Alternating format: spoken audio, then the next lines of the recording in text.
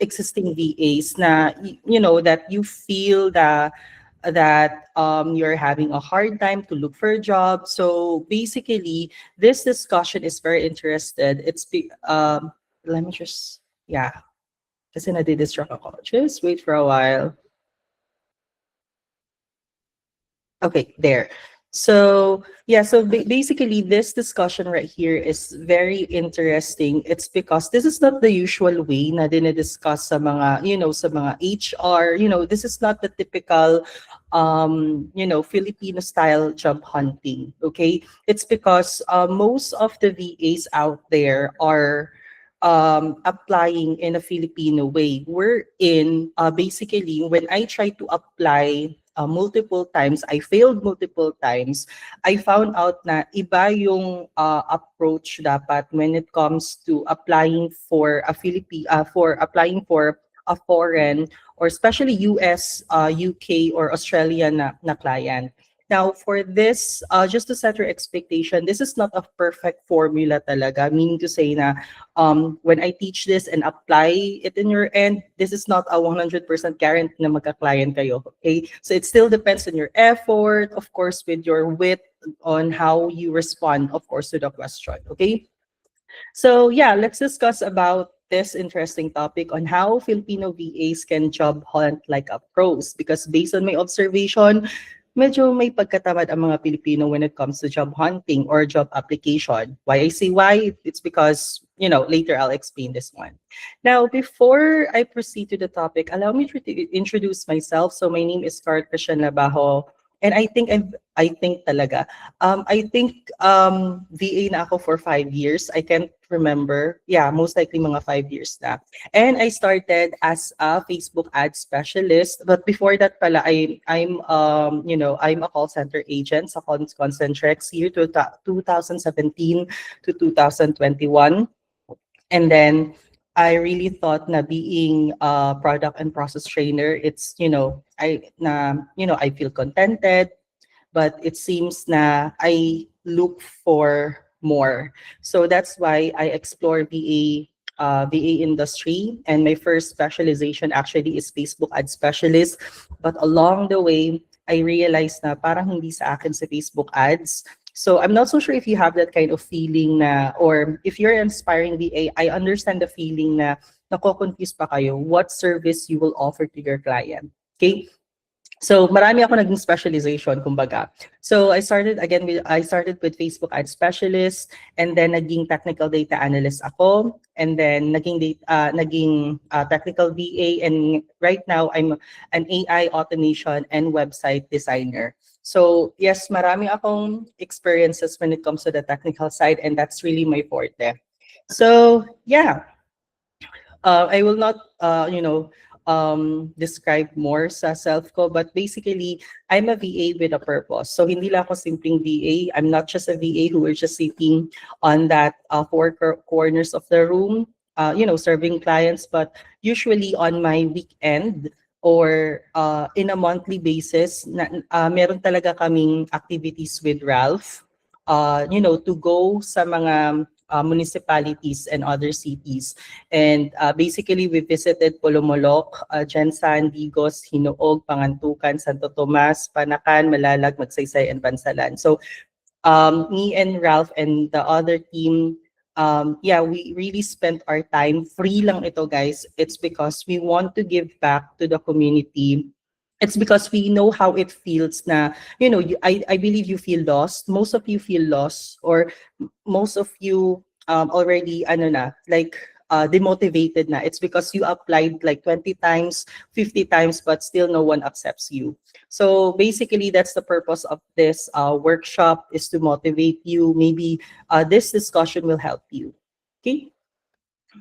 So, okay, now let's start the discussion now. So I would like to ask first this question, okay? So which type of VA has the highest chance of getting hired right away? So is it a VA who sends 20 applications per day, or B, a VA who sends applications per day? So tell me your answers, guys, on the, info messages. It's because, I want to understand the Filipino mindset more. It's because before last week, when I conduct this webinar, you know, um, tama yung expectation ko sa mga sagot nila. Okay? So again, guys, I'm waiting for your answer. Which type of VAs has the highest chance of getting hired right away? If they are sending 20 applications per day or 10 applications per day? Or or C. Lalagyan pa ng C. Okay. So basically, I have an answer for that. Okay. Explain ko. I will answer this one now. Pero I will explain that one later. Basically, the answer for that is letter B. Okay. So there's a catch for that. Okay. So later I will expand that one, and let's discuss with our first, with our first subtopic, which is why most VAs don't get hired.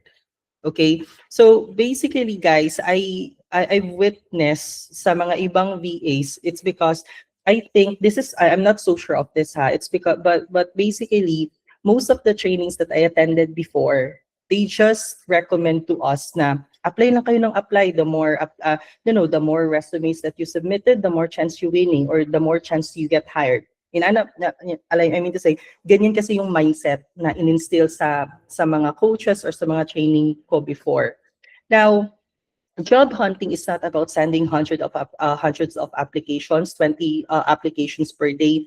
It's all about sending 10 strategics one. Okay? It could be 10, it could be 5, it can be 20, as long as strategic ones. Okay? So to answer the previous question, it does, if you were sending 20 applications per day, but low quality of, walang ka-effort. When you say walang ka-effort, you just send your resume, you just send your cover letter without changing it, without customizing it. Okay? Compared to 10 applications per day na you take your time to research, to read the instruction, then definitely the 10 strategic one will be the winner. Or I mean to say, mas malaki yung chance mo ma-hire if you are if you have if you will submit application and in the most strategic way. Okay. Now, if you apply like everyone else, then definitely you get treated like everyone else. So basically, sa applications pa lang, ang pinakamahirap kasi dyan, guys, nag-submit ka ng application. Okay? Pero hindi ka nakaabot ng interview. Now the question is, bakit hindi ka nakaabot ng interview? Okay, that's the question. Wag mo munang question, anong kulang sa resume ko? Bakit hindi ako nakaabot ng interview? You need to ask yourself first. Hindi ako nakaabot sa interview? Ano yung kailangan kong i-improve? Bakit hindi na ano sa Tagalog, biro ki ang natagad. Hindi napansin. Oh my goodness. Hindi napansin yung resume ko. Okay? Because the first battle, guys, the first phase of the battle is talaga, guys, in job searching talaga, guys, it's to get noticed. Now, how would you get noticed if your resume and cover letter is, just copy and paste from previous application to application to application? Diba? Hi, Boss Tony. Good evening. Mas kinabahan ako, Boss Tony, kasi nandyan ka.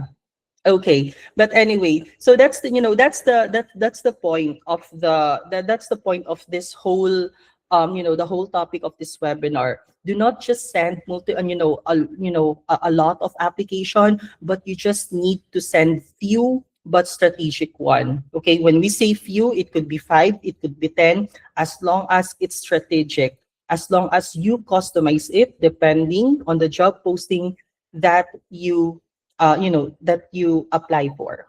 Okay. Now, next is, you plan to fail if you are doing these. So these are the common red flags that because again, some part of my roles before, I usually also scan or pre-qualify uh, mga job posting for the technical post. Now, basically, and also I have HR friends, and with a consolidated na idea and discussion also along the times that we get together. These are the following common items na red flag talaga siya when it comes to recruitment, or when it comes to the client. So spray and pray approach. Yung tipong, you just send application and then you just pray. Like, Lord, I hope I hope matanggap ako ni client. I hope ma-interview ako ni client. I hope mapansin ni client yung resume ko. Guys, it doesn't work in that way. Okay? So basically, again, as what I've mentioned before, you need to make sure that as you submit your application, sa pagbasa pa lang ng resume, sa pagbasa pa lang ng cover letter, you get the attention of the client or of the recruiter. Okay? And then second one is copy paste cover letters or resume, possibly. So basically, this is this is very common. You just copy the cover letters. Ay, pareha lang naman tong social media manager, yung role na to, so I'll just copy and paste the cover letter. Guys, you don't do that. Why? It's because it doesn't mean that you apply for company A, it will be the same requirement or same process with company B. Okay? So if they're company A and company B, they are looking for social media managers. Okay. Now, if company A is the niche is something like real estate, tapos si company B is something like in healthcare, then definitely iba yung approach or iba yung strategy mo when it comes to social media management, right? So it should be also your cover letter. Also, kung pwede, also your resume would be also customized. Depende doon sa in-applyan mo na trabaho. Okay? So please eliminate that habit na copy and paste lang kayo ng cover letter. Okay? Actually, maraming nagtatanong, ano yung cover letter? Later, maybe I can give you an example. Okay? Now, ignoring instructions. Now, this is very critical. It's because as a part of the recruitment process before, guys, if you just miss one instruction, then definitely hindi ka na, automatically disqualified ka na. That's based on our standards. Most of the recruiters, I think all of the recruiters, if they see that the applicant did not follow the instruction, automatically ligwak na. Okay? Why is that? Basically, based on my experience, no, you as an applicant, you have the luxury of time to read the instruction, or if you just miss that instruction, you can read it twice, thrice, 4 times, 5 times. However, bakit mali pa yung pagsubmit yung bakit mali pa yung way ng pagsubmit mo na application? So tendencies are, if ma-hired ka ni client, then definitely you're also not paying attention sa mga details or sa mga instructions na pinoprovide niya. Okay? So sa applications pa lang, process pa lang, na walang time limit, nagkakamali ka na, how much more kang client. So basically, that will create an impression. Okay? So if sinabi sa job posting na type on your email subject, please type Rockstar VA dash your name, then you need to follow that. Huwag kang gumawa ng sarili mong naming convention. Okay? It's because that's the instructions. Okay? And another thing, the reason why some of the recruiters or client is may specific instruction sila sa pag like for example, type Rockstar VA at the on your subject. Kasi guys, pag may nag-email sa kanila, tapos may subject na Rockstar VA or social media manager, ganon, basically, mapupunta sila sa specific label or folder ng email ni client. So if ever you didn't follow the instruction, baka mapunta lang yan sa, maybe sa promotion, or maybe sa sa spam or sa inbox lang. So hindi siya makikita ni client. So it's really better to follow instructions. Okay? So ako, myself, guys, I read the instruction thrice pa, sometimes 5 times pa.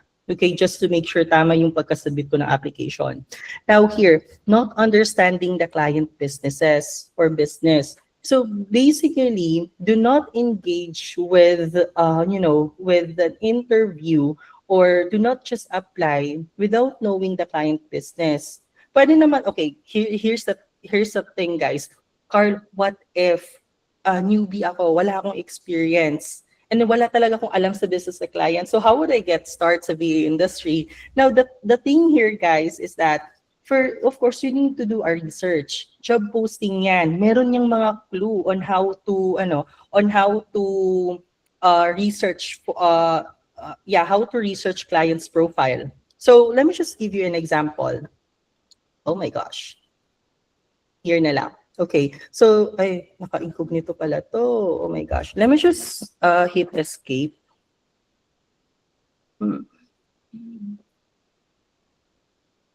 And then, sorry for that. Okay, let's go to Online Jobs PH kasi hindi ko na-access yung yung Upwork ko. Okay, this is Online Jobs PH, and let's try to look for a random job post here. May nag-message sa akin isa. Pero later na yan. Let's say ito, social media executive. Okay, now here, so basically, Carl, the client's business. Again, most of the times talaga, you will know the client's business or client's website on the job posting itself. So here, established in 2025, Shift is an app-based platform. So you need to so let's say ito na lang si Shift ang anong tawag dito, ang company ni client.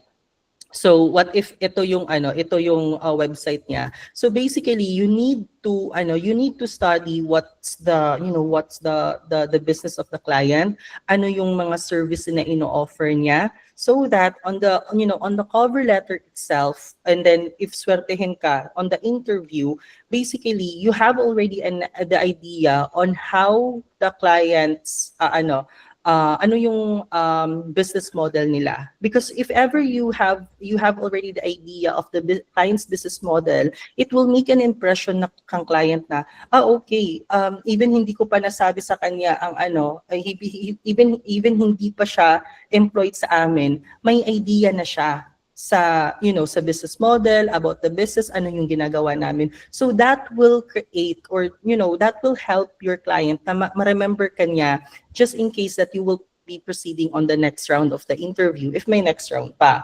Okay? So that's the bottom line of the of this one. So I hope that you take note of this red flags right here. It's because based on my experience, ito talaga yung ito yung pinaka common na talaga na observe namin when it comes, when a VA, especially mga newbies, these are the attitude, these are the practices na talaga na pinapakita during the hiring process. Okay? So basically, if you want an expert level result, you need an expert level of strategy. Agree, diba? So, of course, you don't be just a mediocre. You need to be, talaga, as much as possible, mapansin ka ni client. That's your first goal talaga, mapansin ka. It's because if the client cannot remember you on those, on the resume, on the cover letter, then definitely, hindi ka makaka-proceed sa next round. I will give more context on that later.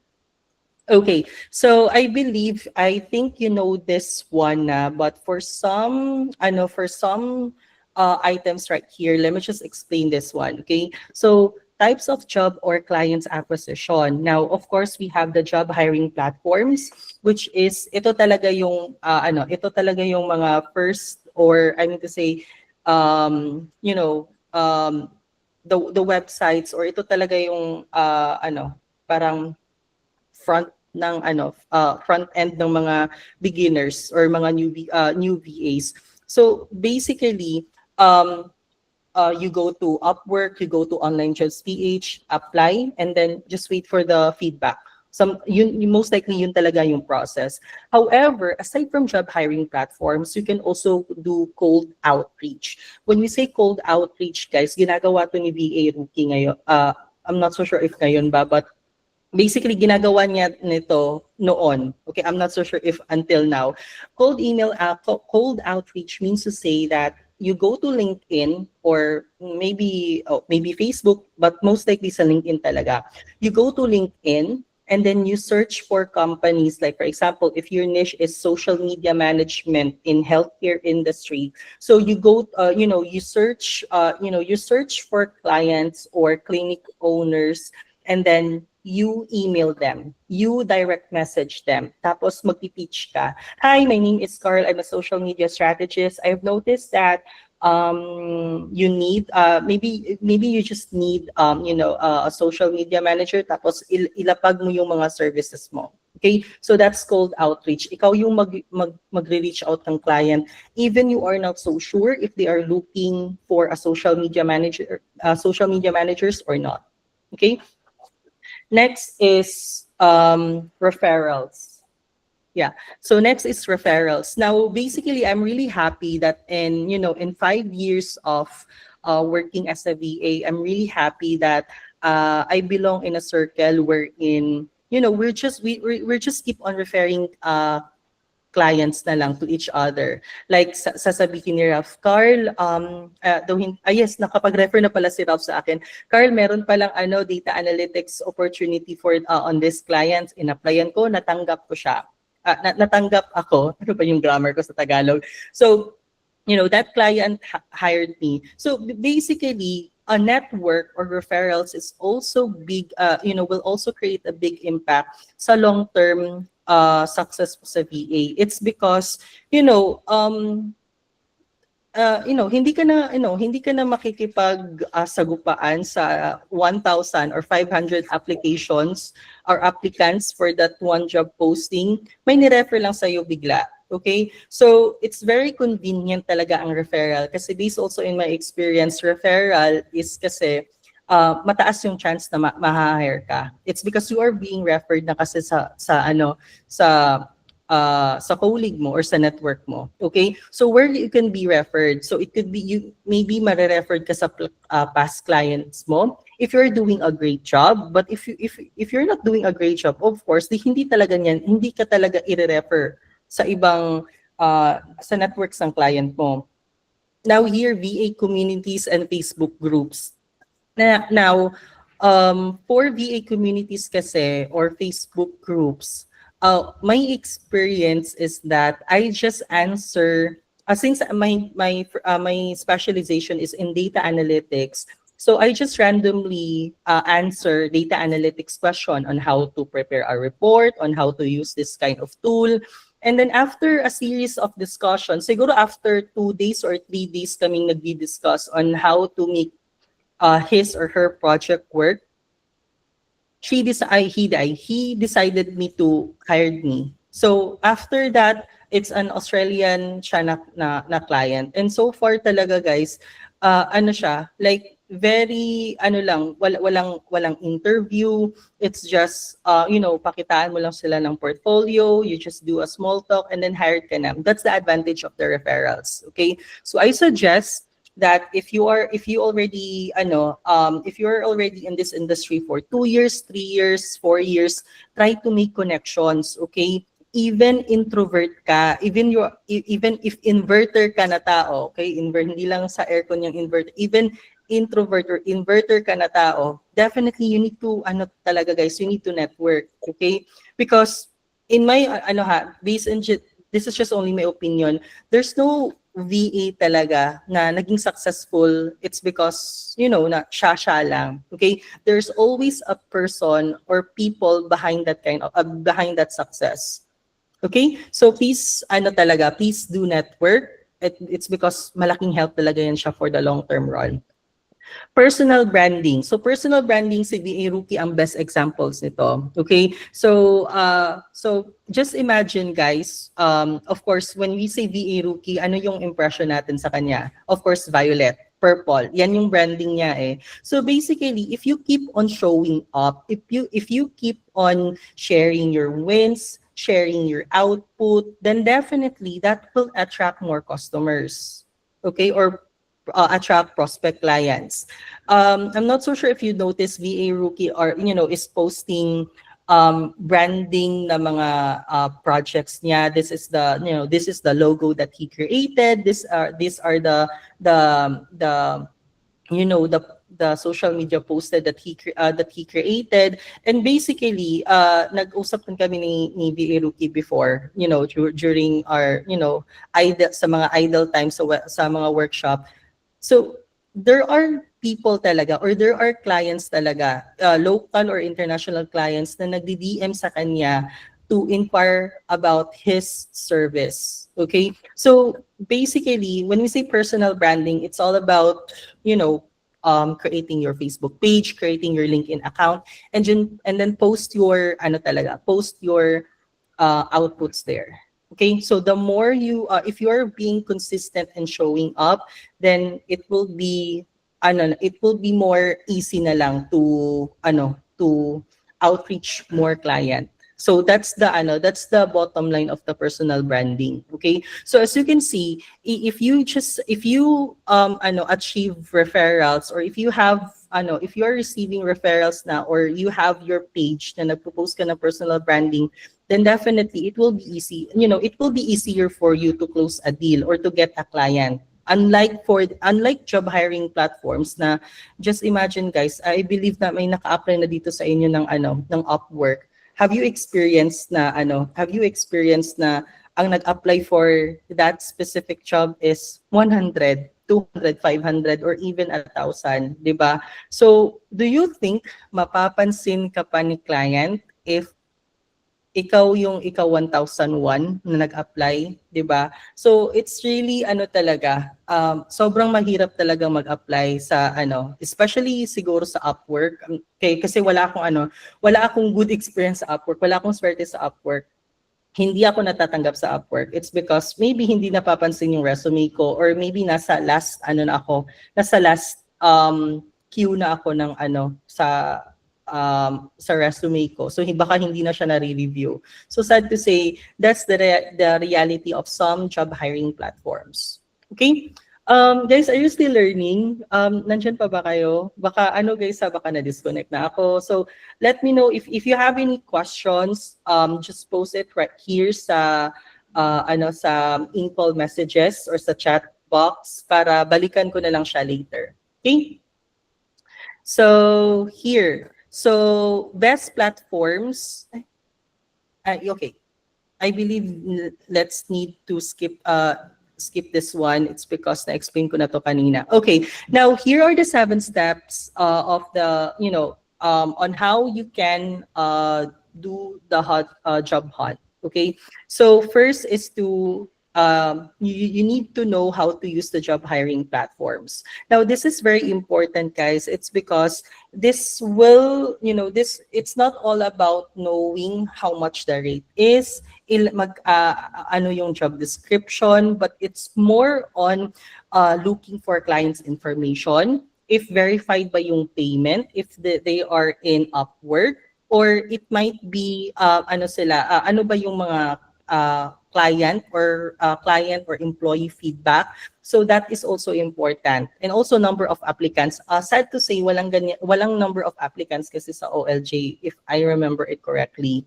Now, for the client information, okay, let's talk about client information. Now, what if you apply for this role? Social media executive, wage or salary, $7 per hour. hours per week 37. So usually ito yung mga these are the information na na hinahanap ng mga mediocre na nagjo-job hunt. However, if you want to be an expert, if you want to be one step ahead sa mga other applicants, you need to dive it more. Okay, you need to do a research.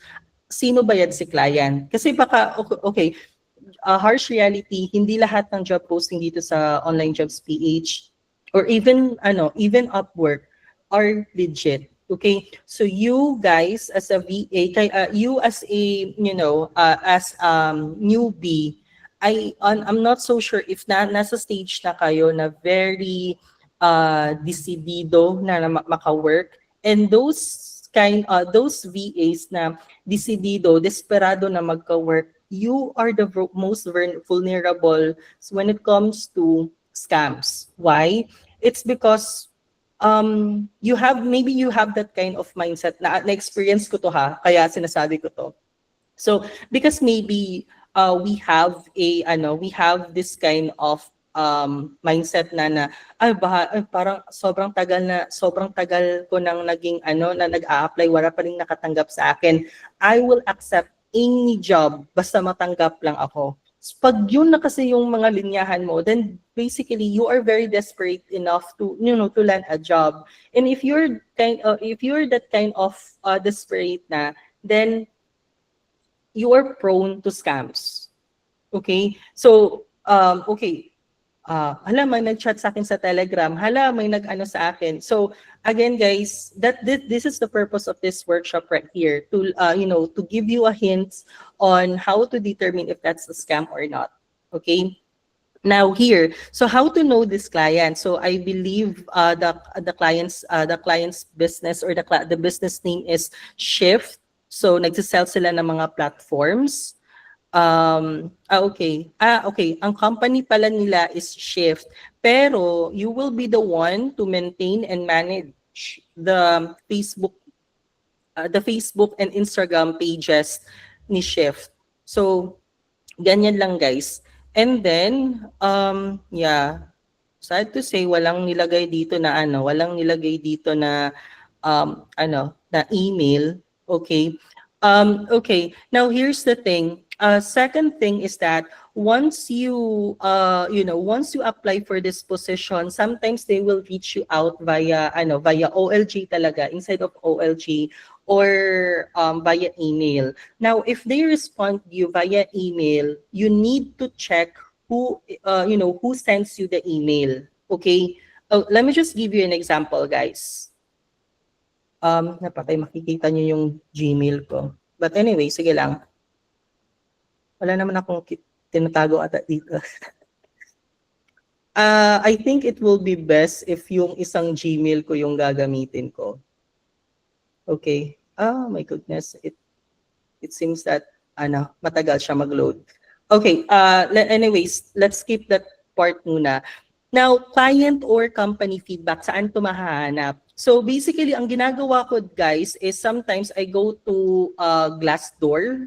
Okay? So Glassdoor kasi guys, Glassdoor.com. Si Glassdoor.com kasi guys, dito tinatambak ng mga former employees yung mga positive or negative reviews nila for that specific company. So if you're looking for though hindi lang ako naka-login ngayon, pero if you just log in using your Google account and then explore this platform here, makikita nyo if what are the reviews for about the company. Is it good? Is it bad? But please do note that if bitter yung empleyado before, then definitely that employee will most likely give a negative remark. Okay, but at least this will help you if ano ba yung kind of culture, if it is scam. So you need to so basically this will be talaga an additional reference for you to make sure na okay, ang papasukan ko na job is legit naman siya. Though may negative review, but it's good to try. Pwedeng ganon. Okay? Now, I think na-open na yung email ko. Okay, so for example, nag-apply ka sa PayPal. Okay? Now, if ever nag-apply ka sa PayPal ng social media manager, ang tip ko talaga dyan, at tapos nag-email sila sa'yo ha, nag-email sila sa'yo, ang tip ko talaga dyan guys is you go to this one, under to me, tapos may arrow down. And then, you look for this mailed by or signed by. Okay? Now, if sinabi dito na paypal.com, that means to say it's a legitimate email from that company. Kasi pag sinabi lang na gmail.com, ang nag-email sa is gmail.com, medyo kabahan ka na. Why? It's because it's very unlikely na magsisend ng mga pitch or mga job requirements or recruitment process sa using Gmail account, using personal Gmail account. Okay? So you need to verify talaga guys. If ever you can see na okay paypal.com, okay, if this is also coming from the paypal.com, then you're good.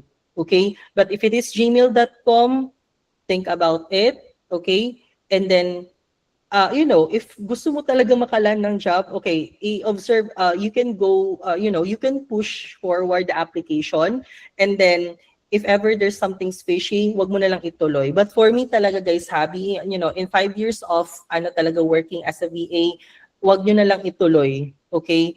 If gmail.com or if the process is fishy.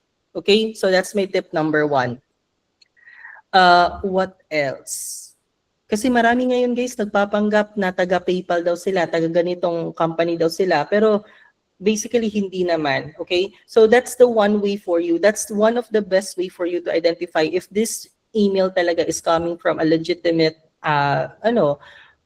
company talaga na in-applyan nyo. Okay? And also guys, if wala kayong in-applyan na ganito, tapos may nag-contact sa'yo na, hey, mayroon kaming job opening, pero walang nag-ano sa'yo, hindi mo in-applyan, then you need to think about it. Kasi baka scam na yan. Okay?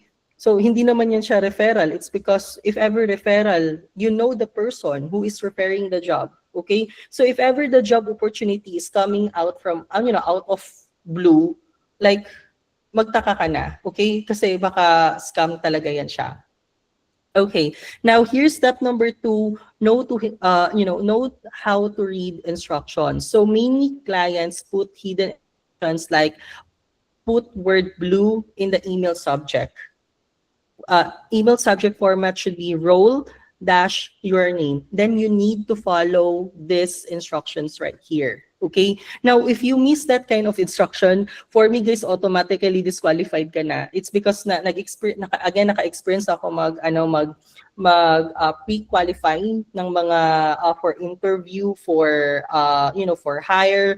Then definitely, if one of those instructions lang guys, hindi siya nasunod, I'm very strict, hindi ko talaga siya, auto-reject talaga siya. Okay, now there's a question here from Adrian. Let me just answer this one quickly. Kailan po magbigay ng personal information kang client? Okay, so number 1, if nag-apply ka talaga kang client, okay, baka kasi nakita mo lang yung job posting yung job opportunity is chinat ka lang niya sa Telegram, sa WhatsApp, sa Gmail, tapos wala ka namang history na in-applyan mo siya, pero bakit nakuha niya ang email, bakit nakuha niya ang email mo? So basically, you can give risk kasi yan siya guys eh. Again as what I mentioned a while ago, this is not a perfect formula para hindi ka makaiwas ka sa scam, makalan ka ng client. But basically, ang VA industry talaga guys, there's always a risk on it. Okay? So try to assess it in yourself na okay, kaya ko bang if I will submit this information, do you think may mawawala ba? Do you think na possible kaya ma-hack or ma-identity theft ako? So again guys, you need to do a research. You need to check LinkedIn if nag-i-exist ba yung company. If duda ka sa tao, na connected siya for that company. You chat the company. Hi company ABC. Good day, and I hope you're doing well.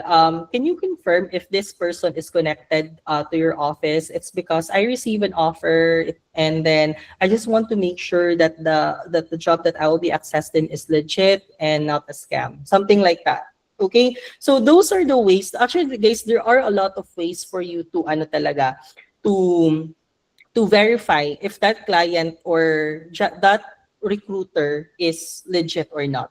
Okay, so you can chat the LinkedIn website, the LinkedIn page or the website itself.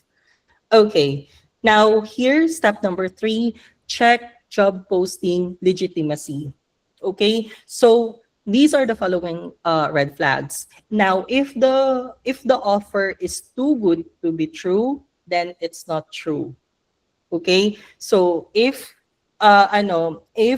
you are offered na mag-translate ng document for 2,000 peso for $2,000, tas based lang guys sa $2,000 na mag-translate lang, and then the recruiter is just coming out of nowhere, hindi ka nag-submit ng resume, then kabahan ka na. Okay? Because it could be, that's a scam na talaga. So that's one of the red flag. No clear job scope. Okay? So that's why, guys, if you're chatting with someone or if you're in the interview, you need to ask the recruiter, what's the scope, or what's the scope and responsibility for this role? Ganyan. It's because, guys, if they cannot give you a clear scope, so meaning to say, they are not really recruiting for a position. They're recruiting you to scam you. Okay? So careful for that. Now, third is Gmail or Yahoo email only. What I mean by that is, again, if ang ginamit nilang pag-communicate sa'yo is email or Yahoo, their personal email account, then red flag na yan siya. Why? It's because, again, bakit nila gagamitin yung personal email nila na meron na, of course, if you're part of the company, bibigyan ka talaga nila ng ng company email address. Okay? Hindi pa ako naka-experience ng client, guys, not unless if small client talaga siya na hindi nagbibigay ng company email. So it will be always company email talaga. Okay? And then asking for a payment. Guys, ikaw yung naghanap ng trabaho, then if your client is asking you for a payment para ma-open yung account mo or anong reason pa yan, then definitely run. Huwag mo nang ipatuloy yan, guys. It's because that is definitely a scam. Okay? Baka kayo na naman yung susunod na magpatulfo. There's a story on that one sa Tulfo. I believe that was last year na nagbayad siya kasi sabi ng recruiter, nasa crypto daw yung nasa crypto daw yung salary niya, and para ma-withdraw niya daw kailangan magbayad ng ganitong amount for processing fee, tapos ita-transfer na sa kanyang account. Guys, na-scam siya ng mga more or less 100K. It's because yun talaga, umaasa siya na makuha niya yung account. Yung salary niya. So careful, guys. If they're asking for a payment, then definitely that's a scam. Okay? Carl, what if what's the payment terms pala? Is it weekly, bi-weekly, or monthly? Now, guys, you need to that's a question for yourself. Now, for me talaga, no talaga ang 1 month na monthly na salary. It's because kasi sobrang tagal ng 1 month, guys, to be honest. Bultuhan siya, but sobrang tagal ng 1 month, guys. Also, kaya mo, if ever this is a scam, do you think kaya mo bang tanggapin na ma-scam or hindi ka bayaran in for 1 month of your service, 2 weeks of your service, or a week of your service? So that, you need to know your risk appetite, okay? Kasi baka tinanggap mo yung 1 month na, monthly na salary. Nag-sign ka lang ng contract, tapos ang ending na-scam ka. So, of course, very, bad experience talaga yan siya, guys, okay? So, please make sure that you need to identify, you need first to identify ano yung payment, ano yung payment method nila, what will be the payment terms, is it weekly, bi-weekly, okay? So, that's part of the onboarding process, and huwag kayong mahiyang mag-ask ng ganyan, okay? Kasi baka mag-ask ng kayo after 2 weeks, tapos ang ending, pagka-ask nyo, nilak na kayo ni client kasi hindi na kayo babayaran. Okay, so again guys, before kayo mag-work, you need to ask that that question. Okay, like your scope, the payment method. It's because of course you are working for a money. You're not working to help you're not wag kayong magpaano guys, magpaka-hero na okay, nag-apply ako sa client kasi I want to help your business. Wow. Of course, nag-apply ka, it's because you need money. Plastic naman, charot. Okay, now here, these are the following items that you need to check: client reviews, payment verification, and online presence. When we say online presence, guys, payment verification pala, makikita nyo lang talaga to siya sa Upwork. I'm not so sure if Online Jobs PH have a payment verification. So, we are not so sure if nakapag-transact na ba si client before sa mga VAs or wala pa. So, yan lang talaga ang downside ni Online Jobs PH. But for Upwork, meron kasing ganyan. Yeah. So, here, online presence, when you say online presence, active ba si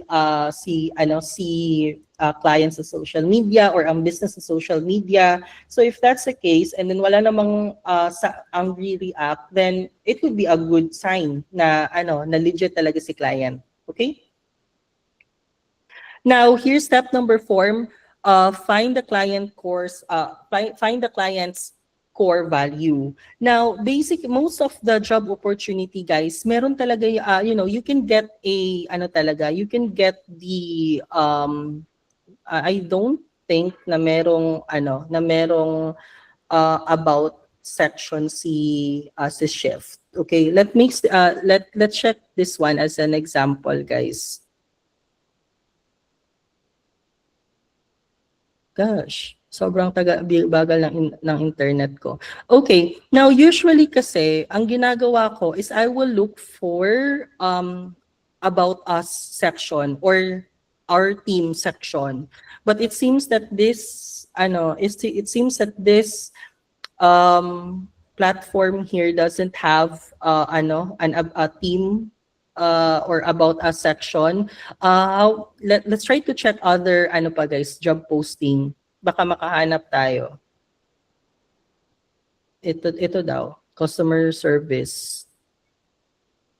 Ito guys, use success as subject line of your email. So if you don't follow that one, then definitely ligwak ka na talaga guys agad. Pero hindi ko makita dito ang name ng company. So ito lang talaga mahirap guys. So sometimes sometimes chine-check ko to, sino ba to si Elekhim Gonzal. So I will check sa LinkedIn. Guys, nagsustalk talaga ako sa LinkedIn, okay? And there's no that is not bad, okay? It's because you're trying, you're trying to check if this person is legit. At saka mabagal yung internet ko. Okay? Now, most of the time, guys, okay, most of the time talaga dito, makikita mo yung makikita mo yung website ni client or sometimes somewhere dito sa job description. Now, let's say, let's go to my previous client. This is Marketing Engine. Now, when I apply on this company, like 5 years ago kasi, tiningnan ko talaga yung tiningnan ko talaga yung website nila. And I look under about us. Kasi guys, okay Carl, bakit about us? Bakit hindi sa homepage? Now, ang about us kasi guys, dito sinishare yung story ng company, yung philosophy nila, yung team nila, and then, wait lang, ito yung ito yung nagpanalo sa akin sa interview because I mentioned their guiding principles. Though hindi ko naman talaga siya directly minention, sinabi ko na lang na part of the question kasi doon is, why do you think you are best fit in our team? Ana. So sinabi ko sa kanila, well, aside from the skills that I have, I'm always honoring my commitments, meaning to say, if I say that this is the deadline, then I'll make sure that the deadline is achieved. So meaning to say, guys, if you see or if you understand the company business, the company core value, and mention these keywords, proactive planning, trust and respect, or ano pa dito, yung mga keywords na yan, guys. So, mai-imagine ni client na, ay, okay, maganda tong applicant na to. It's because parang align kami ng core values. Okay? Now, take note, guys, hindi, guys, sa mga ang mga US clients, guys, as much as possible, they are, it's not just the skill na tinitingnan nila, it's also the attitude, the principle, the core values of the applicant. And ganyan, guys, okay? Part of our actually, guys, si Sir Tony nag-share siya sa amin, out of they're looking for video editor ata, I think. And then after the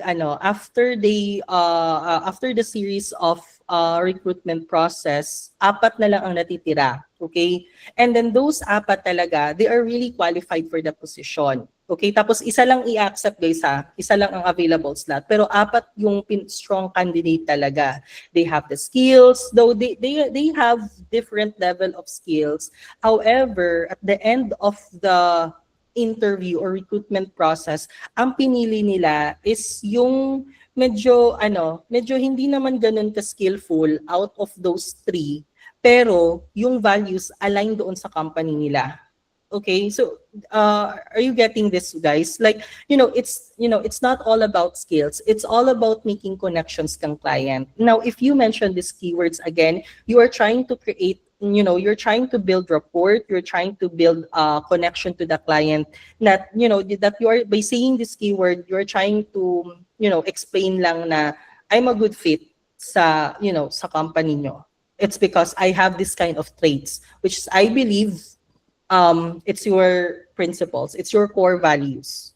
Okay, so again, guys, if you just mention these keywords, it will be it will be a great chance na ma-hire kayo for that role. Okay, guys, medyo bilisan lang natin, guys, kasi mag-overtime na ako. Okay. Also, guys, you need also to point out what problems that they are trying to solve. Bakit ba sila nag-hire ng social media manager, ng customer service? Is there a problem sa kanilang social media? If you're curious about it, then you can visit the Facebook page of that company and then assess it, and maybe on the interview you can share your inputs. Okay, like, I noticed that your social media is lacking on this information, so you need to put this information to your page. It's because sometimes customers love to see the map or the location of your business, especially you are serving locally. Hindi naman siya barbershop or dentistry, something like that. So you need to share the map or the location of your clinic. So you need to point out that kind of small details, guys. It's because that will make them talaga, guys, na okay, hindi ko pa siya na-hire, but he already knows yung mga i-improve sa page ko. So you need to make that kind of impression. Now, here the third one is, what outcome do they want? So sometimes, guys, this is this is really hard to determine, especially if you don't know ano ba talaga yung scope ng work mo. However, kasi if you will go back on every job posting, sometimes they will highlight what are the KPIs or the metrics that you need to achieve. Okay, core responsibility here, build a strong customer service act as main point of contact. So if this is so ang ibig sabihin lang nito guys, dito na responsibility, you should have a high CSAT score or high customer satisfaction survey score. Ganon. Okay? So those are the, those are the expected outcomes from you. Dapat satisfied lahat. Dapat walang customer na magko-comment na ay ang taray naman ng customer service nila. So dapat walang ganon. Okay? So so if you just understand the job description and client score value, then definitely it will give you an edge among the other applicant. Okay? Again, guys, it's not all about what you did on the past, what you have accomplished. It's more on how the clients remember you as the applicant. Okay? So it's because wala pa akong na-experience guys na ang mga client kasi guys, or even here dito sa Philippines, wala namang sigurong guys, or very rare lang naman talaga yung mga scenario na okay, tell me about yourself, tapos pagkatapos ng interview, you're hired. Wala namang ganun guys eh. Sometimes it will take 5 hours pa para ganon. So basically, your goal there is you need to make yourself na dapat ma-remember ka ni client. Nahihirapan ako mag-Tagalog, my goodness. So basically that's the main goal. You need your goal is to na ikaw yung highlight. Ikaw yung ma-remember ni client when it comes to choosing sino yung pipiliin nila. Okay? Now, here's step number 5, customize your resume based on the job posting. Not only your resume, but also your cover letter. Now, Carl, bakit customize ang resume? Now, for cases like, bigyan ko kayo ng scenario guys ha. Now, I'm not only a data analyst, but I'm also a sales and funnel developer. So, nagkikreate ako ng mga small website. Nagkikreate ako ng automation. So, meaning to say, I have this kind of line of service. Now, if I will apply for automation specialist, then definitely I will not submit my my data analyst na resume, di ba? So, if you're that kind of person na you know how to alam mo mag-customer service, alam mo mag-social media manager. So, basically, you need to tailor your resume based doon sa in-applyan mo na trabaho. Okay? So, that's that. Let me just skip this one. No. Let me just explain this one. The keywords, okay? Now here's the thing, guys. So, if you're applying for, customer service representative, now you need to highlight keywords, okay? Carl, what are keywords? Ano yung keywords na gagamitin namin? Keywords that will describe your job or the job posting or your responsibility. For example, of course, customer success, that's a keyword. Ano pa? Customer relationship, that's a keyword. And ano pa? Onboarding, accurate records. Yeah, maintain accurate records. Pwede mo yan siyang gamitin. So, basically, the point right here, guys, is only to, you need to make sure kasi that those keywords will be placed on your resume because may mga clients kasi, guys, na gumagamit ng mga ATS or applicant tracking system. Okay, naalala ko pa. At applicant tracking system wherein your resume will be uploaded sa isang software. And then the software will decide if you're qualified or not. Diba? I'm not so sure if you know that one, but there's a software, guys, na na mag-pre-qualify if you are good or not. If the software will think na okay, I cannot find these keywords wala sa kanyang resume, then definitely baka hindi ka ma-pre-qualify. Okay? So that's why, guys, using a strong keywords is ano talaga is really important. It's because again guys, as what I've mentioned, when creating resume, when you tailor or customize your resume, you need to ano talaga, you need to produce strategic resumes or applications. It's because, you know, as much as possible, you need to make connections between you as an applicant and to the client. Then how the client can remember you if you're just, you know, if you're just being very ano lang, mediocre lang sa pag-submit ng application. Okay? So that's it. And then what tools that they use? Basic, I'm not so sure if meron ba ditong naka-state na ano tools. Pero sometimes guys, may ini-emphasize sila dito na the applicant must know how to use Asana, must you know how to use Go High Level, Salesforce, so or Microsoft Excel, Microsoft Doc, parang ganon. So basically, if na-mention yung ganong mga tools, you can also include that one on your resume. Okay?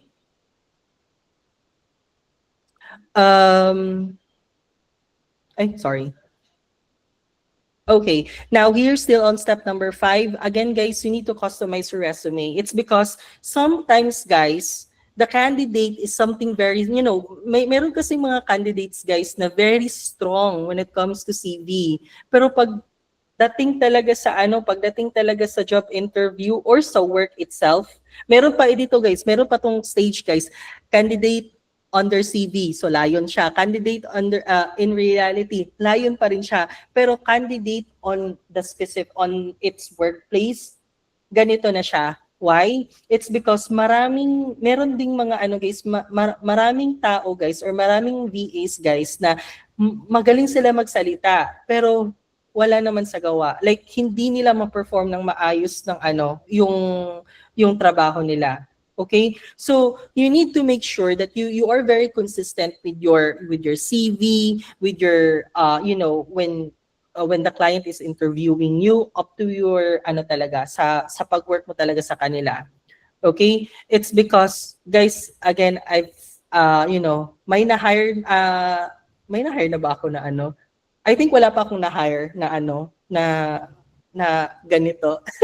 Yung assuming na tiger. It's because guys, ano talaga, like very strict talaga ako when it comes to ano, especially if under sa akin, I take it seriously talaga sa pagpili. As much as possible, I choose the right candidate na ano. I'm not looking for an expert talaga sana. Expert level. I'm just looking for that people na may skills plus ano, plus hindi naman expert type level of skills. Like okay lang sa akin intermediate. And then as long as align kami ng goals, ganun lang. Oo. Hindi ako tinatarayan, hindi ako dinagdabog-dabogan, then that's we can work on that. Okay? Fake it till you make it. Yes, oo, ganyan. May maraming maraming mga applicants na nagfi-fake it till you make it. Like, sinabi nila to sa ano, tapos hindi nila mapanindigan during the interview. So be careful with that. Okay? Kasi guys, magaling ang mga recruiter, guys. Okay? How about teleprompter? Like, pag may yung I'm not so sure if you see that one, yung pag may nag-ask sa'yo na pag nag-ask si client ng question, may software kang i-install sa PC mo, sa laptop or PC mo, tapos lalabas yung answer. Guys, for me ha, it will not work, guys. Hindi ko pa siya na-try, but what if mga situational yung ano, yung mga questions. So patay ka. Okay? And if ever ma-hire ka naman sa fake it till you make it, then definitely, paano mo yung mapanindigan yung work mo? Research lang. Okay. Now here, craft a cover letter using ChatGPT. Kasi sometimes guys, mahirap mahirap mag-compose ng cover letter. Pero ano ba yung cover letter? Now, yung cover letter guys, that is okay. Now, pag nag-ano ka na kasi guys, pag nag-apply ka na kasi, aside from attaching your resume, most likely, they will ask you to submit include a link lang pala to. So, dito ako mag-a-apply. So, yeah, apply for this job. Nakikita niyo yung screen ko guys, no? Baka kasi ano. So dito guys, so lagay mo dito yung subject, just follow the instruction, and then the message. The message here sa OLJ will be your cover letter. So Carl, anong kaibahan ng cover letter sa resume? Now, of course, the resume is the typical resume that you can see. However, the ano guys, the cover letter is just the ano, it's a typical email lang talaga siya guys, and you are trying to explain why you are a good fit from them, like guys, again, meron akong chat GPT dito, you can follow this one, okay? But I think meron akong ano sa mga workshops ko before. Nasaan ba yung Canva ko? How to ace an interview. Okay, just baka kasi marami kasi nagtatanong, hindi nila alam yung cover letter. So, okay. So this is how the cover letter looks like. Okay. Again, I'm not saying na perfect tong example, but you can improvise this one. Okay. But a cover letter, guys, usually sinesend mo siya aside from your resume. Okay. And then, or dito guys, for example, nagko-communicate kayo via email. So, ina-attach ko yung resume ko dito, Carla Bajo resume. Hindi pwede yung resume copy 1, resume copy 1. Guys, wag ganun guys ha. Kasi, my goodness. Guys, bakit hindi, dapat organize kayo. Okay? So, you can use this kind of naming convention. Okay, and then on the subject of the email, you can put it right here or follow the instructions na binigay doon sa job posting. And then this will be your introduction. This will be the body of your letter, and this will be your closing. Okay, so again, guys, and then of course the email signature. You can create email signature, guys, sa Canva.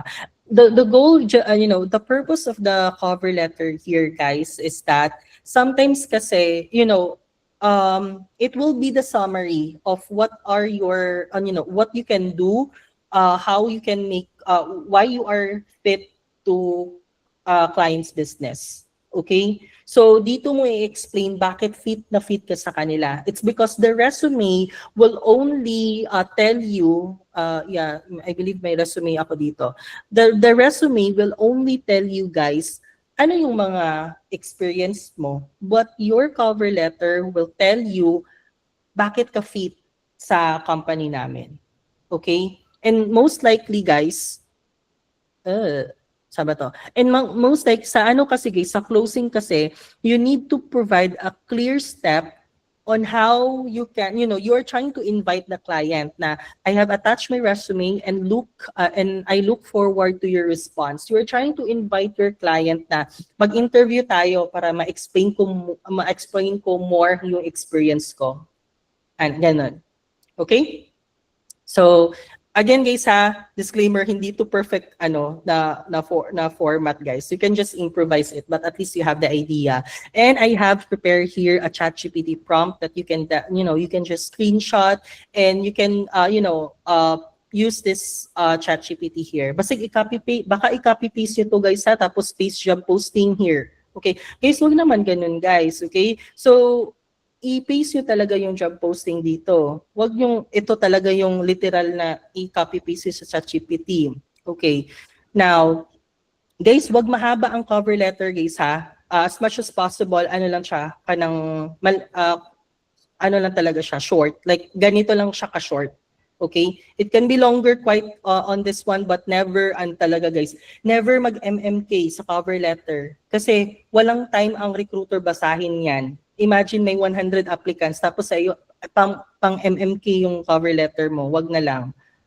Okay, now here's step number 7, which is, I believe this is the last, research the client. Okay, na-mention ko na to before, you need to research for client's website. Okay, Carl, walang website si client.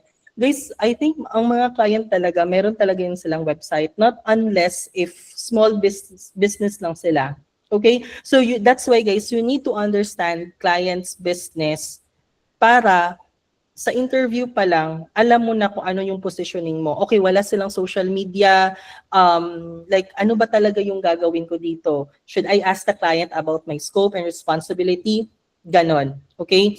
Now, most of, so if meron silang website, go to About Us or About Us or our team or core values, ganon. Okay? Social media. So sometimes, guys, honestly, which I believe ginagawa to ni Ralph or VA Rookie, I go to clients or business social media. Why? It's because I need to know if they're active in posting, baka may mga nag-angry react, 'di ba? Kung pupunta ka sa cyberbacker, may mga laughing, may mga angry react. Bakit nag-drop na ako ng name dito? Patay ako. Pero I mean to say, you know, that's one way for you guys to ano lang guys ba, to verify na okay, this client is I think doing good, they are okay with their employees, ganun. Okay? And then this is the line of business ni client.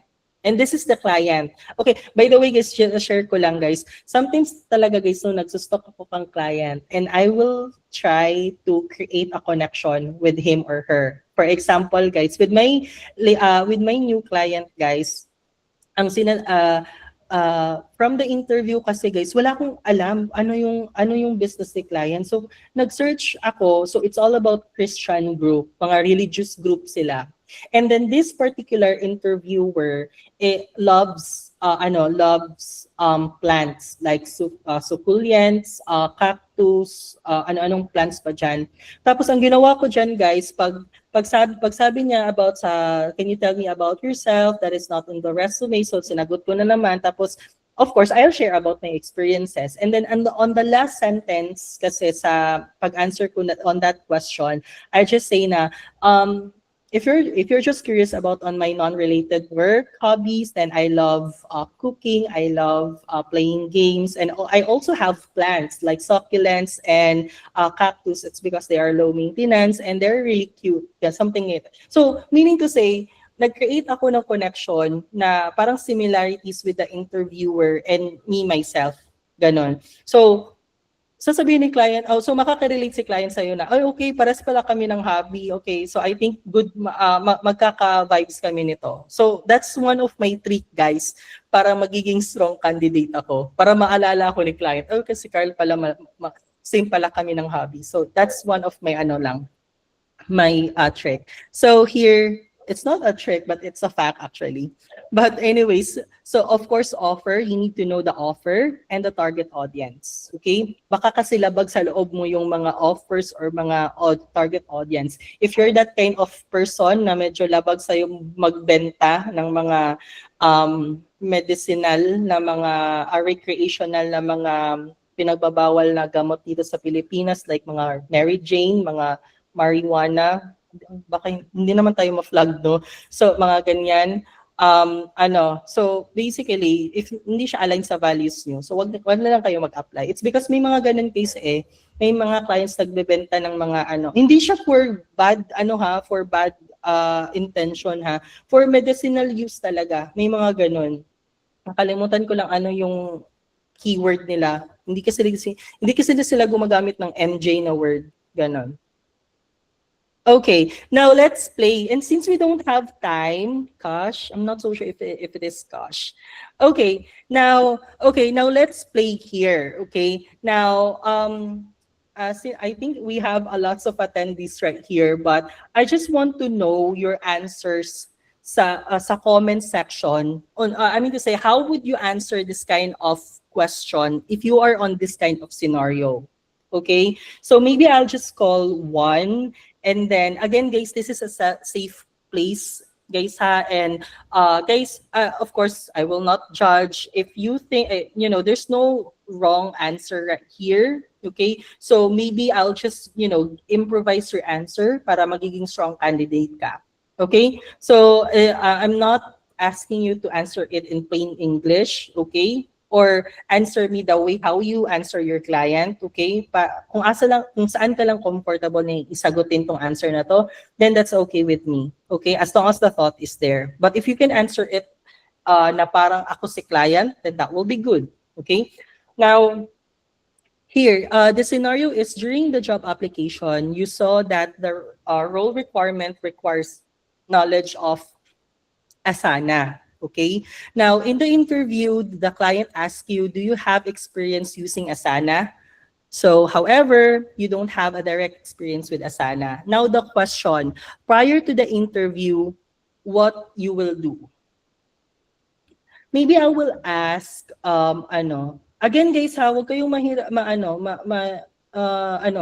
um, mahiya sumagot. Okay, how about I will ask, Jovi. Hi Jovi, good evening. Sige na guys. Guys, I encourage you guys to answer, to play this kind of, to play with me to answer these questions. It's because this is also one way of you to, to conquer your fears. What if tanungin ka ni client in front of in front of lot of people na nasa meeting virtually. So mahihiya ka, okay? So this is a good venue para ma-practice yung confidence you, ha? Okay, that's pretty fine. Sige daw, Jovi, how would you answer question number 1? I mean to say, yeah, how would you prepare yourself for that interview? Ano yung Okay. gagawin mo? The question is, do you have experience using Asana? Yeah, yan yung I mean to say, the scenario is yung role nagre-require siya ng Asana. Tapos Yes. prior to the interview, ano yung gagawin mo since you don't have a direct experience with Asana? Okay. Since I don't have a direct experience with Asana, of course, I will research about Asana and how it's going to be of help with the company. So, yeah, what's the use of Asana? How am I going to use the Asana? And how can I learn Asana? Okay, that's great. That's great. Thank you so much, Jovi. That's really a great, a great answer. Okay, now basically, ang sinasabi lang ni Jovi dito, guys, is you need to do a research on what is Asana. Okay, ano yung purpose ng Asana sa business pala ni client? Okay, Carl, Carl, newbie talaga ako. Like literally, I don't know what is Asana. I cannot imagine what is Asana. Even I read Asana on Google results or on AI, I still don't understand or imagine Asana. Then guys, you need to go to YouTube. You need to check demo, like mga quick demo on how to use Asana, mga ganun. Quick demo on how to, what is Asana? Tanong mo lang yan kang YouTube and then meron na silang siguro mga 5 minutes to 19 minutes na or 20 minutes na na video dyan demonstrating on how Asana works. Okay? So guys, you need to be creative. Okay? It's because dito kasi guys sa VA industry, hindi talaga ibibigay sa'yo lahat ng answers. Okay? Most of the time, ikaw yung mag-explore ng mga answers mo. Okay? And you need to be creative in solving problems. Okay? Wag kayong don't be too lang guys hard on yourself kasi meron akong nakausap na VA. Sabi niya hindi daw siya gumagamit ng AI kasi nakakabobo daw, ganon. Well, AI is there to support, to assist me kasi sa mga works ko. Okay? Para mas madali. Okay? And also of course, to serve as my second brain. Kasi pag compose ko ng email, of course, mayroon talaga yung mga misspelled or mga wrong grammar. So at least the ChatGPT or the AI is there to help me to correct those grammar. Okay? So hindi naman sa inaasa ko lahat kang AI, but it's all about being resourceful. Okay?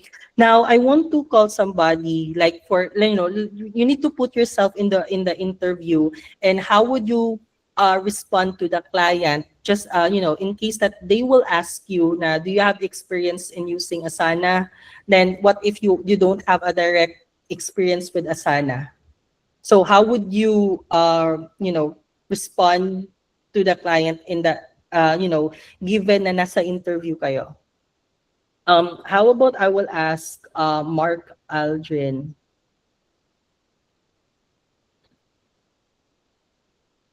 Mark, are you there? Wala, hindi baka sira ang ni Mark Aldrin. Let me just check, may nag-chat. Okay, so Si Carl daw. Okay. Ay, meron pala, akala ko chat yun na nag-pop out. Okay, Carl, sige daw, Carl, give me your, give me your best respond to this question. So how would you, how would you respond to your client na given on the, inask ka ni client na, do you have experience with Asana? However, you don't have direct experience. Ganon. So how would you answer this kind of question, Carl? Good evening, everyone. First things first, kasagutin ko muna yung first question prior to the interview. What will you do? Of course, do not fear and relax and be calm. And on that sense, yung sagot ko doon in response to sa hinahanap nilang experience with using Asana, I know that Asana is a software-based service platform designed for team collaboration and work management. I don't have a direct experience with the software, but my previous work as an electrical engineer in the field of project management, team collaboration, and work management is a must. That skill is already given in my experience. I just apply it on the Asana. Oh, I love it. I like that. Why? Guys, I thank you so much, Carl. I really like that question, that kind of answer. Why? It's because even wala siyang direct, and yes, that's the question naman. Walang direct experience with Asana. But however, guys, it doesn't mean wala kang direct experience with Asana. But the goal there is, the highlight on Carl's answer is he is highlighting, how he can transition his skills on the previous work sa work na ina-applyan niya kang client. And that's very important, guys. Kasi again, as what I've mentioned, you just need to be creative in solving problems. Okay? Kasi may ibang VAs dyan, or it might be maybe ito yung ginagawa nyo na, okay, pag sinabi ni client na, okay, do you have experience with this? Sasabihin na lang nila, ay, wala akong experience with that. Oh, of course, maliligwa ka talaga in case may mga applicants pa na may experience sa tool. So it doesn't mean na pag wala kang experience with that tool, sasabihin mo na lang, wala akong experience. You need to find a creative way to support that that kind of answer na wala akong experience sa Asana. But with my previous work, we have a software that that collaborates with the team, manage the project, and I believe Asana do the same thing. So I believe that will be a small adjustment in learning the platform. Ganun lang, guys. Okay? So again, guys, do not limit yourself based doon sa question lang sa kang client. Kasi pag sinabi mo ng, ay, wala akong direct experience, that is already parang negative remark sa iyo eh. So, ang question din, paano mo siya gagawing positive? Paano ka makakabawi from that negative answer of yours? Okay? Hindi naman pwede positive lahat ng answer mo. Yes, I have experience. Kasi sa mga questions ni client, meron talaga dyan na hindi mo pa na-try or hindi align doon sa skills mo. And you just need to be honest. Okay? Hindi ko i-recommend yung fake it till you make it, guys, ha? Mahirap yan. Okay, now let's have scenario number 2 so scenario number 2 is in the interview, the client asks you, how would you manage your task? Now, the question is, how would you respond to the client? And maybe I'd like, sino mag-volunteer? Mag-volunteer muna.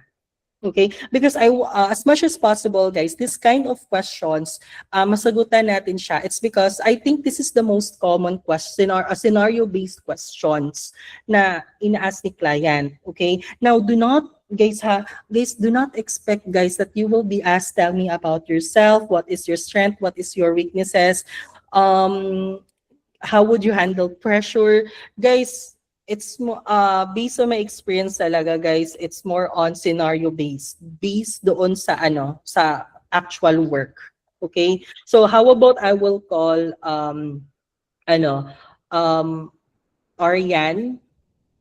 Hi Ariane. So Ariane, do you have can you help me answer this question? like how would you respond to the client in case, he or she will ask you this question? Hello, Aryan, can you answer this? Or baka nasa biyahe si Aryan, nagpa-podcast mode lang siya, and that's totally fine. Okay? So, walang magvo-volunteer or baka, okay, tawag ako isa ha. How about Mary Ann? How about Real Talk VA? Hi, Real Talk VA. Wait, si Real Talk VA ang Hello. nag-sponsor sa ano ha? Oo. Hello, Sir Wait, Carl. yeah, hello, Hi, hello. everyone. Yeah, hi there. Also, please feel free to to share your ideas, ganon ha. It's because this is a collaborative discussion. This is not only about me, okay? I also encourage Ralph, Real Talk VA, and other existing VAs right there to to share their thoughts. Kasi iba-iba tayo ng experience eh. It's not all about me based on my experience. Kasi itong mga na-discuss ko, this is just only based on the experience that I've encountered in multiple industries sa mga na-applyan ko. Kasi naka-apply na-reject in my first application, 70 application as in my first client. Before I get that client, 70 applications. Sa second client, 50 applications before ako natanggap. So, so basically guys, of course, I learned something on those failures.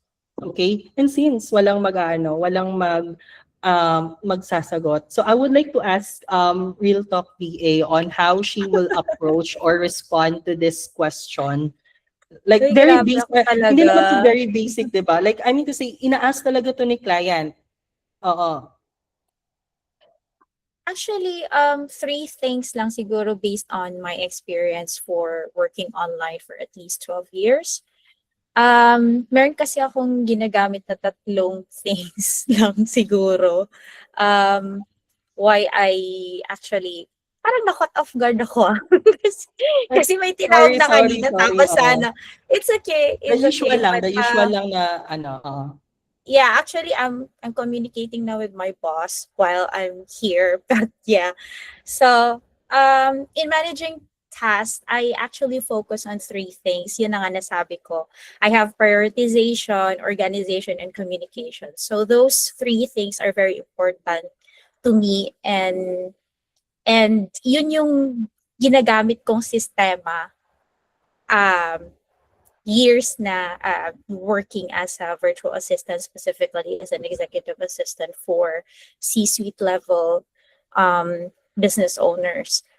So, pinaprioritize ko. Meron kasi ako ginagamit na triage, kung tawagin. So, pinaprioritize ko kung ano yung urgent and may impact sa business sa araw na yan. So, if you are catering your services to a CEO, ang CEO is all over the place. There's a lot going on a daily basis. So, you are an extension of the CEO. That's why you act as a CEO as well. Your mindset is like a CEO. So, the CEO should have three things in mind every day, and that is prioritization, organization, and communication. So I make sure that high priority or revenue generating na mga dapat unahin for the totality or the welfare of the company, that should be in the category of urgent tasks. So yun, hindi mo siya dapat ipasagwalang bahala dahil hindi magwo-work or magiging operational ang business and hindi siya magkakaroon ng profit without doing those kind of tasks. Then secondly, yung organization. So everything siguro using task management tools, like for example, Google Workspace. So alam naman natin yun, the calendars and everything. So I own the calendar of the CEO, the inbox and everything. So the decision making on that area, how to manage people. Sometimes there are people contacting the CEO telling, I need your time, I need to talk to this. So as the virtual assistant working for that CEO, you have to think critically if that person really matters for that day, or it can be ipagpaliban mo na. Because kapag hindi ka nag-organize ng inboxes and hindi mo prioritize yung mga taong dapat kausapin ng CEO na yan, everything will be chaos. yun yung over the years na ano.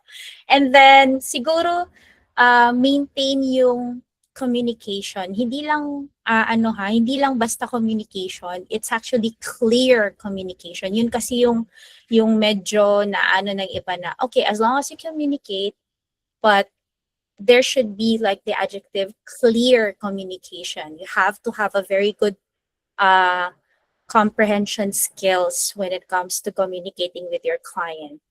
So, yun. Dapat alam mo yung mga multiple deadlines, yung mga tight deadlines, and then you provide updates and clarify. Kasi sometimes may mga sinasabi si CEO or may sinasabi yung mga potential investors sa'yo, and then hindi mo siya naintindihan, but because of you are a yes person, okay, yes, I do understand. But later on, you keep on searching, you keep on asking ChatGPT, but then again, the message is far way different kung ano yung gusto ni potential investor, and that's gonna be chaotic for the business. So, yun lang siguro. Yun lang. Oo. Yeah, thank you so much for that detailed answer. Actually, I totally agree with that. And let me just highlight lang ha. I will not repeat what Real Talk PA mentioned. So I'll just want to highlight, if you answer this kind of question, you need to be strategic. You need to mention your strategy on how you manage tasks. Do not mention that I'm good in managing tasks because I handle a number of teams before. Guys, yes, it can be a points to you sa pagdiscussion because you have experience in managing teams before, in managing groups. But the expected answer kasi for this type of question is, what is your strategy? Ganun kasi it's not all about your experience before. Pwede naman mag-share ka ng experience before, but how would you manage it? Ano yung strategy mo? So na-mention doon ni Real Talk BA, like, gumagamit siya ng tools, i-organize niya yung task based on prioritization, and she will only, she will only tag it as urgent if there is financial impact sa company, parang ganun siya. So, those kind of words kasi guys will create an impression sa client na, okay, this VA knows how to manage the task properly. It's because this is her strategy. Ganon. Okay? Now, guys, disclaimer lang, hindi lahat ng project management method or framework nag-work sa atin. Okay? Sometimes it works from me, from VA Rookie, Real Talk VA, but hindi nag-work sa inyo. Okay? There's maraming method dyan on how to arrange your work. Research lang, and then if you're comfortable with that, then stick to that method. Okay? Kaya, Kasi yung method ko, time ma-add- blocking. I'm sorry, sir, add ko lang. Kasi it's a continuous process. For example, may Oh. system ka nang nagawa for now. It doesn't mean na dyan na yung system na yan. Ito na siya forever. No. It actually evolves along the way. It actually evolves. There's gonna be a foundation, but it evolves over time.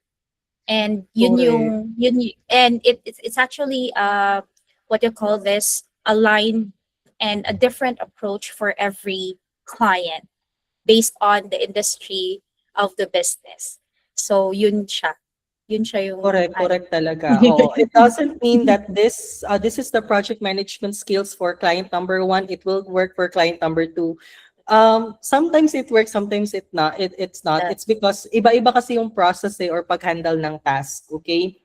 So, as long as you're very flexible on how you can turn things around, that will work. But again, bottom line, the way how you answer this kind of question is that always go for strategy. The client is expecting you to discuss the strategy, not your experience. By the experience, but you need to expound your experience, but by how you manage the team.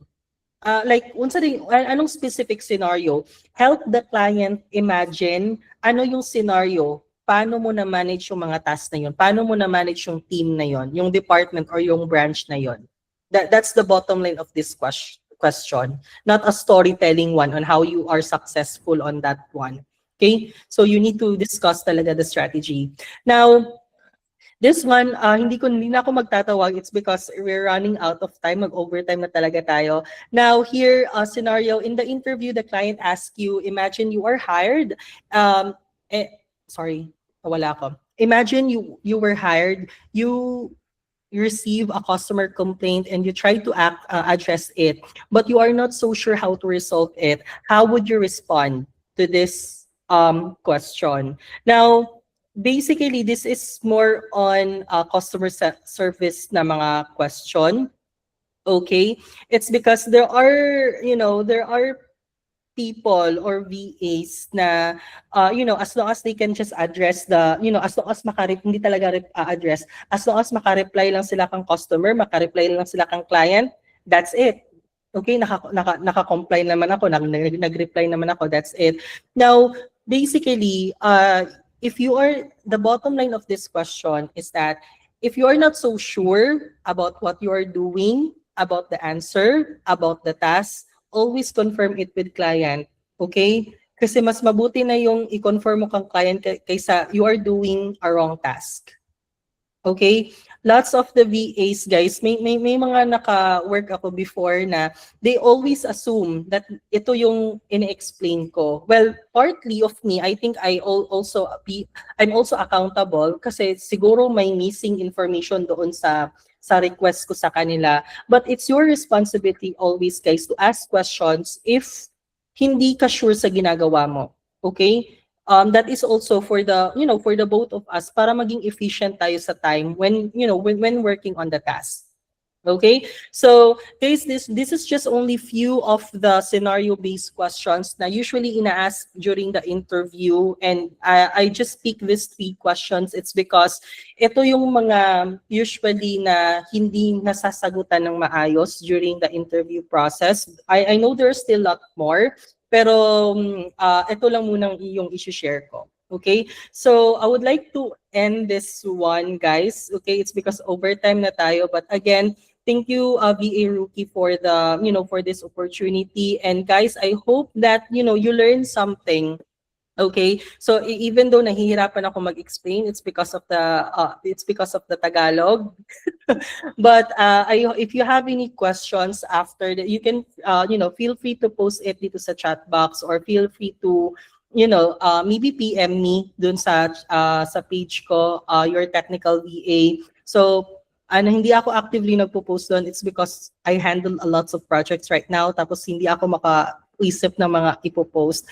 But yun lang. And also for Real Talk PA, for your presence here, and I believe you're the one who's Thank you. sponsoring the headset. Yeah. Okay, you're so very Yeah, good. I'm sponsoring 5 noise canceling headset. So for this webinar, so just follow the mechanics na pinost ni Sir Ralph sa page niya, VA Rookies PH. So just follow it, and then you'll have the chance to win one of the headsets. Kasi nag meeting, hindi naman meeting, but we had a talk, and then we're actually looking for something na pwede makatulong. So since I'm not creating any courses because I don't have the luxury of time, so that's something that I can help you out, guys. I have had a chance to help others actually sponsorships sa kay Ante Tracy, if you're familiar with her. So I did sponsorships with her, and then I'm also trying to contact other virtual assistants out there to do sponsorships. So there. Thank you very much for this opportunity, Sir Ralph and Sir Carl. All right. Well, thank you so much, Sir Carl, for the very informative and very detailed topic that we have shared, that you have shared to us today. Grabe yung learnings and all. So we thank you, and si Lord na jud bahala sa imo, sila imo mag-bless. And also to Ma'am May, si Ma'am May Yes. of Real Talk VA. Palihog ko ninyo og like and share ani na page guys, daghan kaayo mo og matun-an diri and basin daig Di pod hatagan kayo, di pod kayo. Di pod Kuhan ka kayo. manghatag na lang dog client si Mami.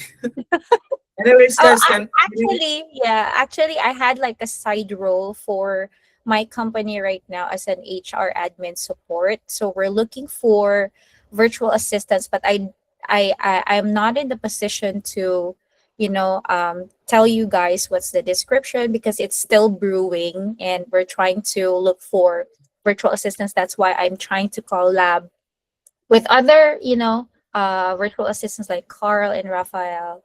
So my clients are looking for virtual assistants that are really good in what they do, and of course with I don't know good characters over there.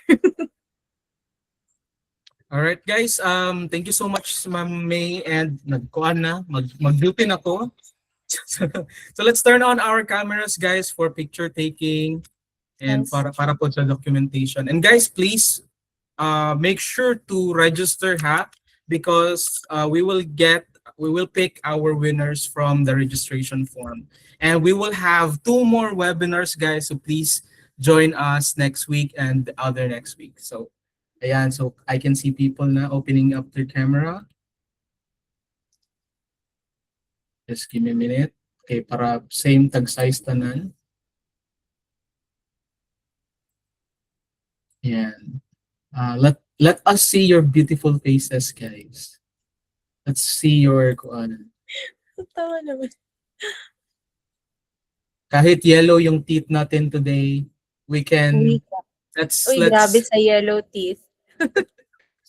let's put up a smile. Ayan. So let's take a picture in 3, walang hihinga, 2, smile, 1, and ayan. Once again, thank you so much. It Hirap was a mag-artist, very Carol. wonderful session. God bless us all. Thank you, And everyone. see you next time, guys. See you Take next care. time. Bye. Bye. Thanks, Sir Bye-bye, Carl. bye-bye. Bye. Thank you. Thank Thanks, you, Coach Tanan. Carl. God bless everyone on your VA journey. Thank you so much.